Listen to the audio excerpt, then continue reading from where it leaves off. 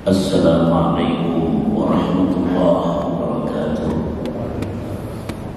Alhamdulillahi wa kafa. Wassalatu wassalamu ala nabiyyina Muhammadin Mustafa wa ala alihi wa ashabihi ahli sidqi wal wafa. Jamaah sekalian, alhamdulillah wa syukru ala ni'amillah.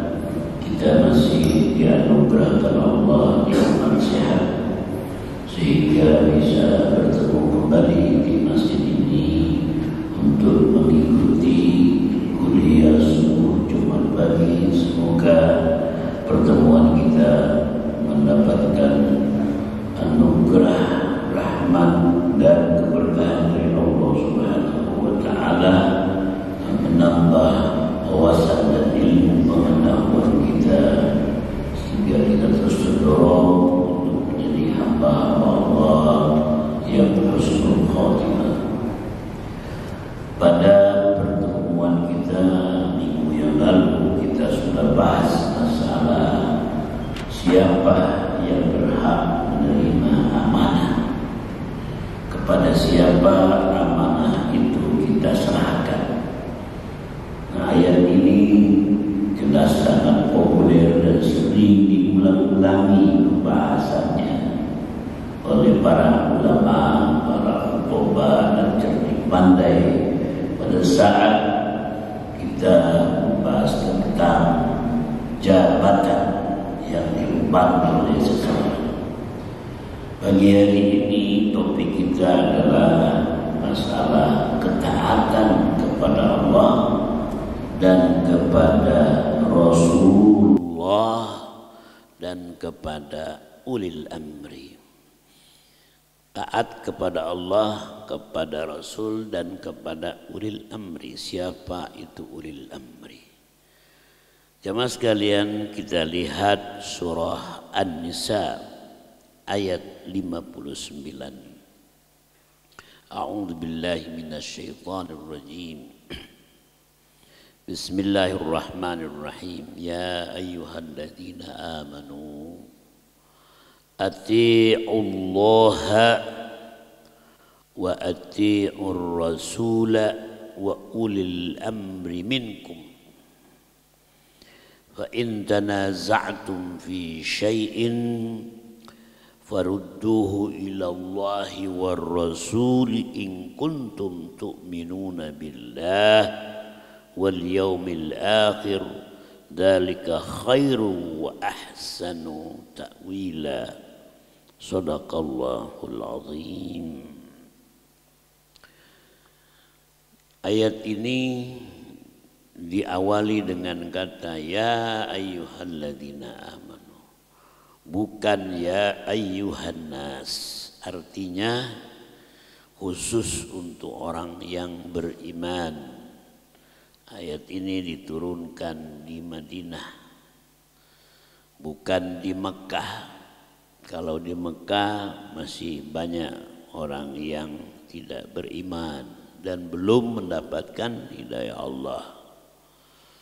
Wahai orang-orang yang beriman, yang sudah mengucapkan dua kalimat syahadah, yang percaya bahwa Allah itu esa, tunggal satu, yang percaya bahwa ada qadha dan qadar, ada kehidupan setelah mati, ada hisab dan lain sebagainya. Atii'ullah, taatlah kamu wahai orang yang beriman kepada Allah. Wa ati'ur rasula, dan taatlah kamu kepada Rasul yang dimaksud Muhammad sallallahu alaihi wasallam.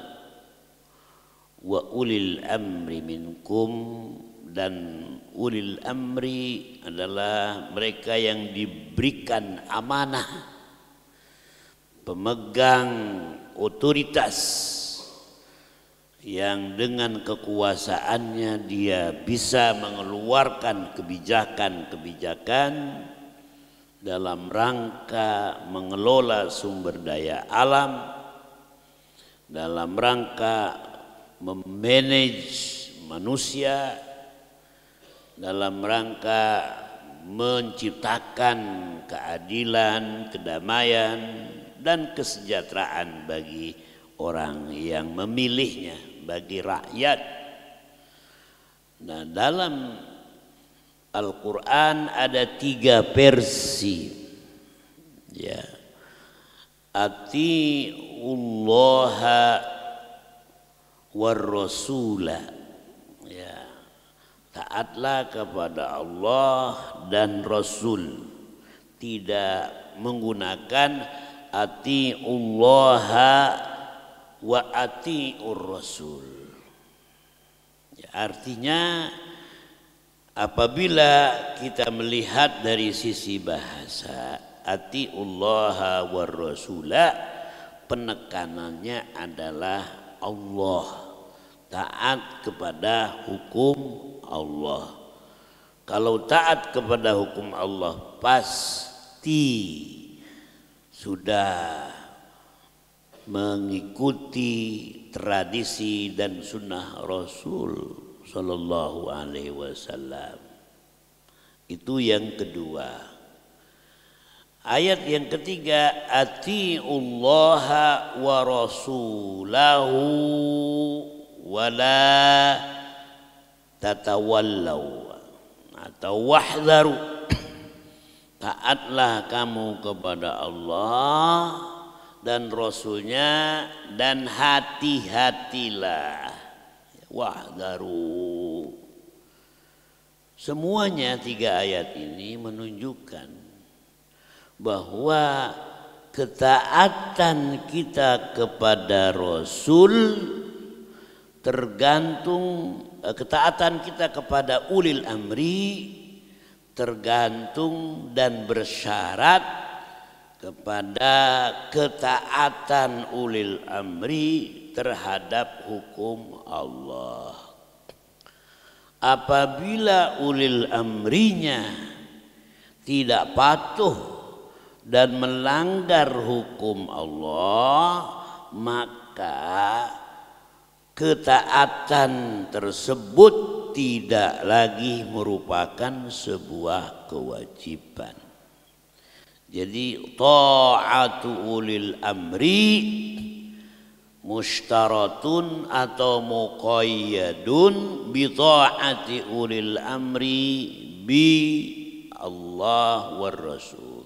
Jadi ketaatan kita kepada penguasa bersyarat apabila penguasa itu taat kepada hukum Allah. Nah, jelas kita tidak boleh membabi buta,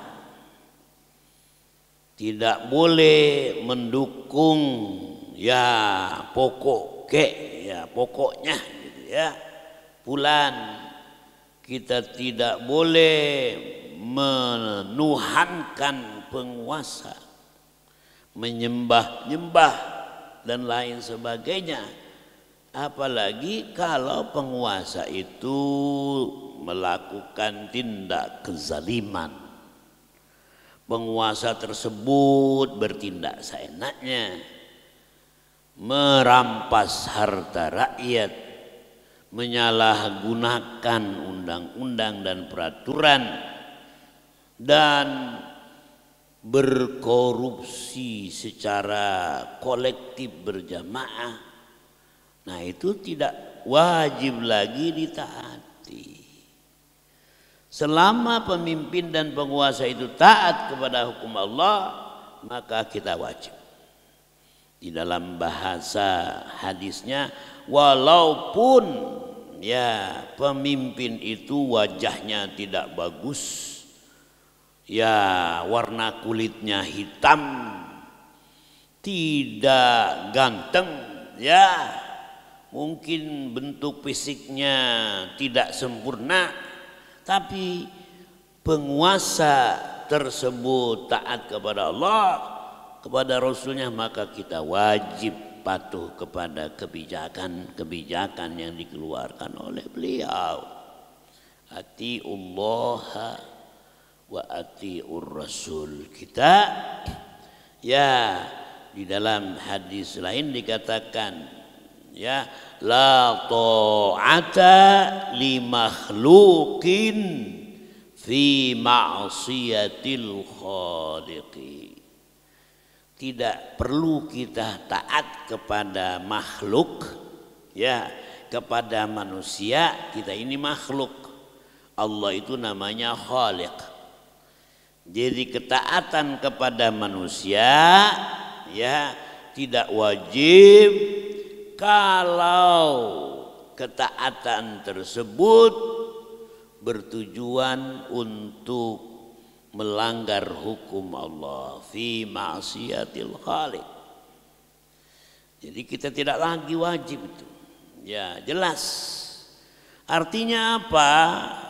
Kalau penguasanya mengeluarkan kebijakan yang mendukung pendirian rumah-rumah, ya, diskotik, kemudian tempat-tempat maksiat, ya, dan lain sebagainya.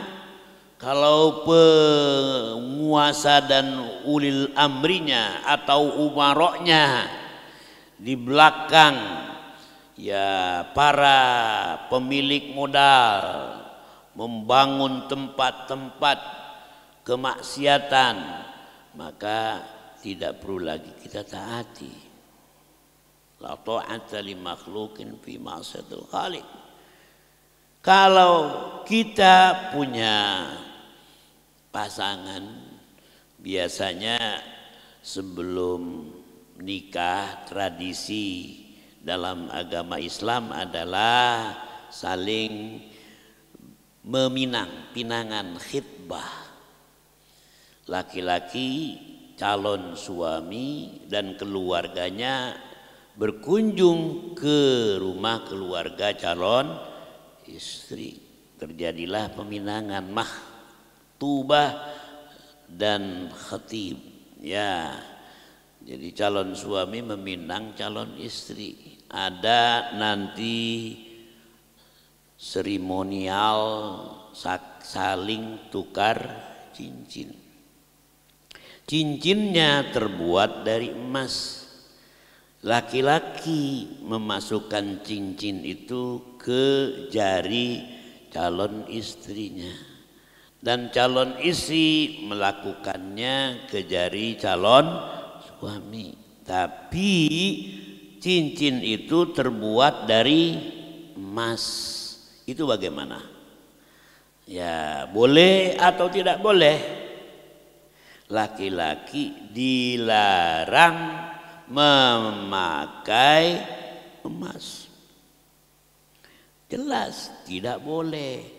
Maka tadi hadis menegaskan kalau memang ya ketaatan kepada manusia membuat kita melanggar hukum Allah, maka ketaatan tersebut, kepatuhan tersebut bukan merupakan sebuah kewajiban.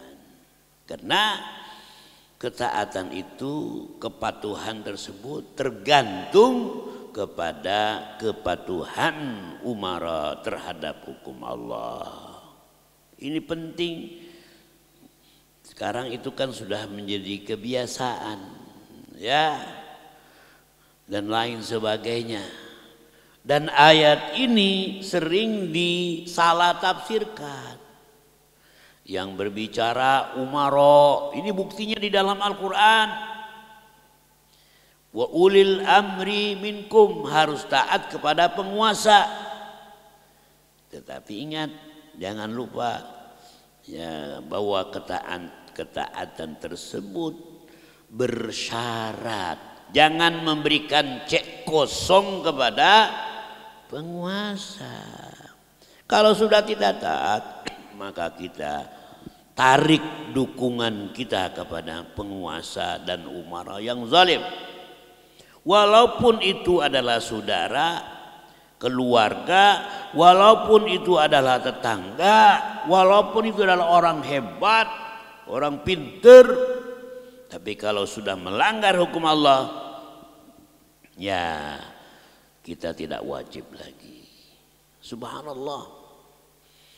Nah, di zaman sekarang apalagi sudah dekat-dekat ya waktu pemilu kada, waktu pemilu dan lain sebagainya, banyak ulama-ulama, banyak cerdik pandai orang pinter mengquote ayat ini untuk mendapatkan legitimasi dari siapa? Dari rakyat. Dibuatlah calon pemimpin mereka seakan-akan orang bersih, orang hebat, lalu diberikan atribut-atribut keagamaan, dipoles dengan penampilan-penampilan yang sangat agamis, religius, ya pro rakyat dan lain sebagainya. Itu jualan partai politik untuk meyakinkan masyarakat. Nah, ayat ini sering disalahgunakan ini. Diceramahkan ulul amri. Ya. Lalu di quote juga hadis sinfani minan nas, ya. Dua kelompok manusia. Apabila keduanya ya bergabung kerjasama dengan baik, maka akan baiklah masyarakat. Siapa itu? Umara dan ulama. Umara dan ulama, atau ulama dan umara. Tapi ulama yang bagaimana? Ulama yang mengingatkan umara agar stick on the track of Allah, berada di jalan Allah, hablumullah, wa'tasimu bihablillah jami'an, ya. Jangan disalah tafsirkan atau ditafsirkan ayat-ayat untuk kepentingan politik. Nauzubillah min dzalik. Dan kita lihat banyak ulama yang dipakai untuk kepentingan politik, dijadikan jurkam, dijadikan tim sukses, itu sah-sah saja. Tapi selama itu baik dan tidak bertentangan dengan hukum Allah, no problem. Tapi kalau dia bergabung kepada satu kelompok dan menjelekkan kelompok lain karena ingin ya calonnya itu menang, menggunakan berbagai macam cara untuk mencapai tujuan, itu yang tidak boleh. Berpolitik itu sah-sah saja, dijamin dalam undang-undang. Islam juga memerintahkan kepada kita agar punya pemimpin, punya amir. Dalam perjalanan saja kita 3 orang harus menunjuk siapa ketua kita, siapa amir sapar kita. Jangan sampai kita berbeda pendapat, mau kemana perginya, bagaimana, dengan apa. Ya harus ada musyawarah, wasyawirhum fil amri. Nah jamaah sekalian, nah ini penting, apalagi kita hidup di era demokrasi, ya segalanya ya merujuk kepada nilai-nilai demokrasi. Sayangnya Pancasila hanya dislogankan, diwacanakan, diseminarkan, tidak diamalkan dengan baik, belum diterapkan. Lihatlah ekonomi Pancasila, apakah ekonomi Indonesia sesuai dengan Pancasila? Banyak yang bertanya. Saat Kongres Umat Islam Indonesia di Pangkal Pinang beberapa waktu yang lalu, bulan yang lalu kita sudah bahas Sesuaikah ekonomi Indonesia saat ini dengan Pancasila? Ternyata tidak. Dari sila pertama sampai sila kelima tidak sesuai dan bertentangan. Ketuhanan yang Maha Esa. Ya, ternyata banyak sekarang ini orang yang musyrik. Kenapa? Gara-gara ekonomi. Justru mereka menuhankan uang yang maha kuasa. Jadi uang dijadikan sebagai penguasa.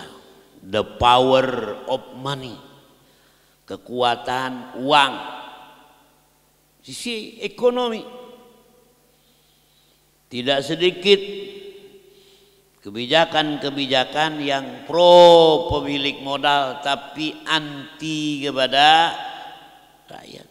Apalagi ada upaya omnibus law, ya juga menimbulkan tanda tanya macam-macam.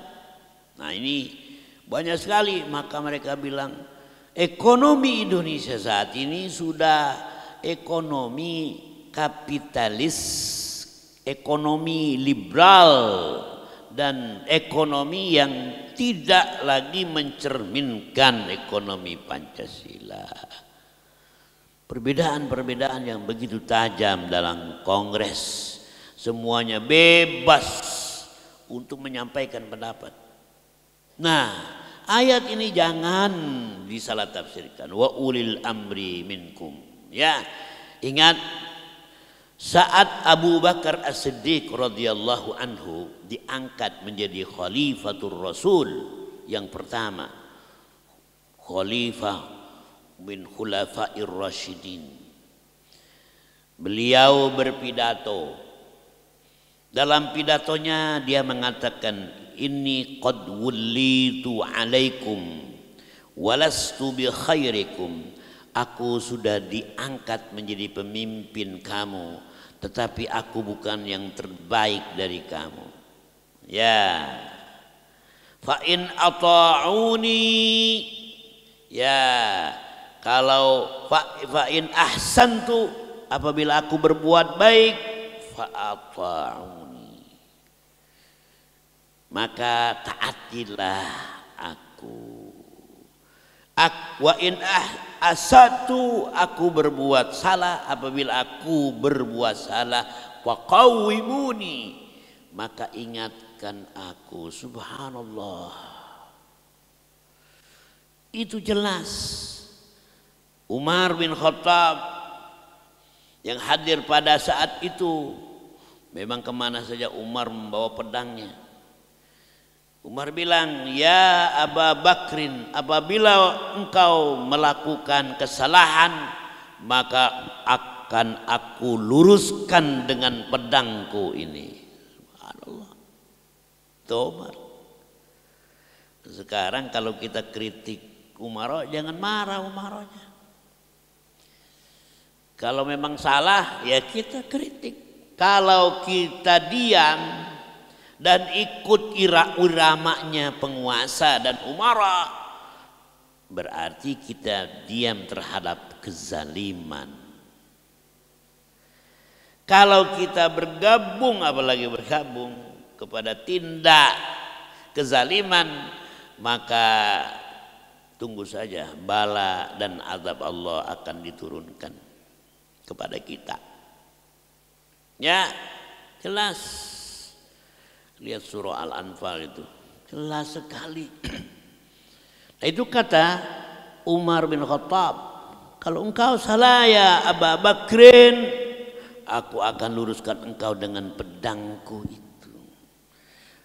Ada juga memang caranya ya yang lain yang dilakukan, seperti Nabi Musa dan Nabi Harun diperintahkan oleh Allah untuk bertemu Fir'aun, ya, faqula lahu qawlan layyinan la'allahu yatadzakkaru aw yakhsha. Wahai Musa dan Fir'aun, ketemu Fir'aun, Pergilah ke Fir'aun dan sampaikan pesan-pesanmu dengan bahasa yang baik. Ada yang seperti itu. Ada orang macam Umar bin Khattab, ada juga orang semacam ya Harun dan Musa. Kita harus pandai-pandai berkomunikasi dengan penguasa dan umara. Nah, ayat berikutnya kata Allah Subhanahu wa taala, fa in tanaza'tum fi syai'in farudduhu ilallahi war rasul. Kalau ada perbedaan dalam mengelola negara, maka kembali peraturan perundang-undangannya harus berlandaskan perintah Allah dan Rasul, bukan berdasarkan pengalaman negara-negara, bukan menjiplak undang-undang dari negara lain, tapi undang-undang Allah, syariah Allah. Kenapa kita nggak percaya dengan syariah Allah, lebih percaya kepada undang-undang produk manusia? Seakan-akan perundang-undangan dan peraturan produk manusia lebih menjamin kemaslahatan daripada hukum Allah. Ini salah. Apabila itu sudah menjadi rujukan bagi sebuah negara, sebuah bangsa, maka tunggu saja kehancurannya. Farudduhu ilallah wa rasul. Kita punya agama. Agama itulah sebagai GBHN kita. Agama itulah yang Allah turunkan. Muqaddas, transendan. Bukan pendapat para pakar di bidang ekonomi dan politik.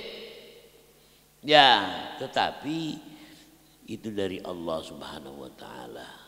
Nah, kalau kamu lakukan itu, insya Allah aman. In kuntum tu'minuna billahi wal yaumil akhir.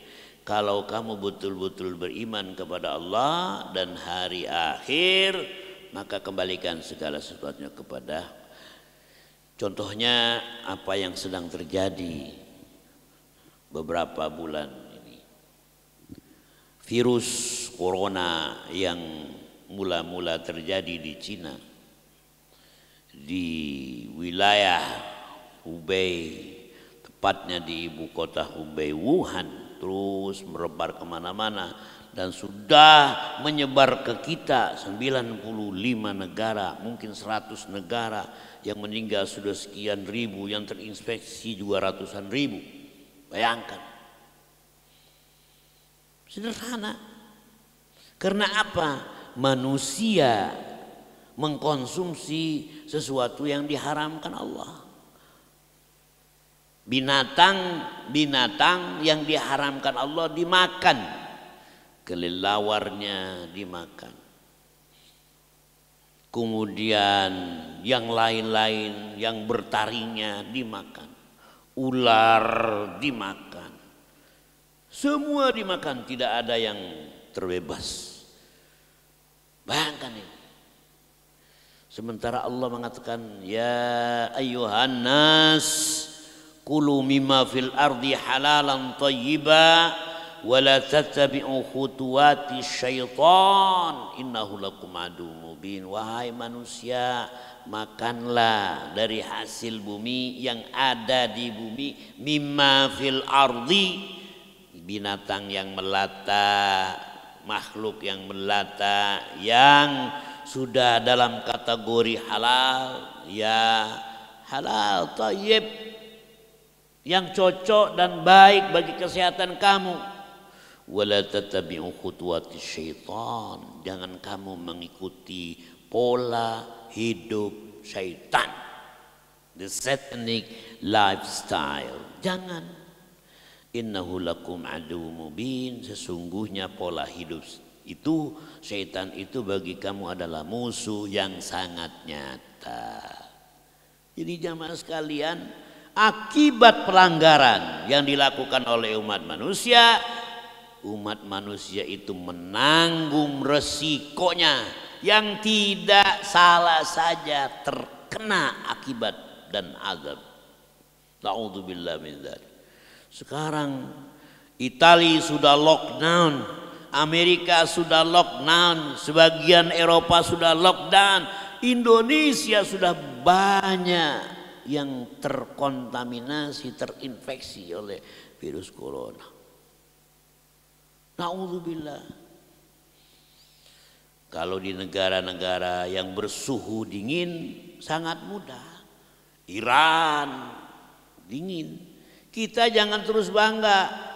Walaupun katanya virus itu akan mati pada saat terpapar sinar matahari, tapi kalau dia sudah masuk ke dalam tubuh manusia, nah akan bermutasi dia. Dan sudah banyak, apalagi orang yang datang dari mancanegara, dari Cina, dari mana-mana, kita tidak lockdown, kita tidak sterilkan, ya sudah, pergi ke pasar orang itu makan dan lain sebagainya. Na'udzubillah min dzalik.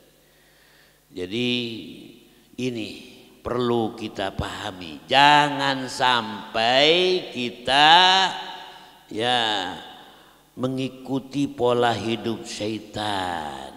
Pola hidup syaitan itu tidak ada yang baik, semuanya buruk. Dalam bermuamalah tidak boleh. Sudah Allah jelaskan, jangan terlibat dalam transaksi ribawi karena ada dampaknya. Jangan terlibat dalam hal-hal yang bertentangan dengan syariat Allah, pasti ada akibatnya. Apabila kita tetap melakukan itu, cepat atau lambat azab Allah akan turun. Innahu lakum aduwwum mubin. Nah, kata Allah di akhir ayat ini, dzalika khairun wa ahsanu ta'wila. Itulah yang terbaik bagi kamu dan itulah pilihan yang utama.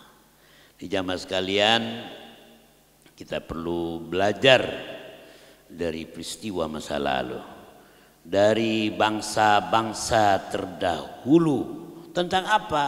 Tentang begitu banyaknya bencana, problematika yang dihadapi oleh umat manusia. Ternyata salah satu faktornya adalah ketidakpatuhan kita kepada hukum Allah dan kepada perintah Rasul Sallallahu Alaihi Wasallam. Mudah-mudahan ayat ini bisa mengingatkan kita tentang ketaatan kepada ulul amri, bersyarat dengan sejauh mana ketaatan ulul amri kepada hukum Allah. Mudah-mudahan kita bisa mengambil hikmahnya, kemudian mengamalkannya dan mengingatkan keluarga kita, masyarakat kita tentang pentingnya berpegang teguh kepada hukum Allah. Kita tutup sama-sama dengan doa kafaratul majlis. Subhanakallahumma wa bihamdika asyhadu an la ilaha illa anta astaghfiruka wa atubu ilaik. Assalamualaikum warahmatullahi wabarakatuh.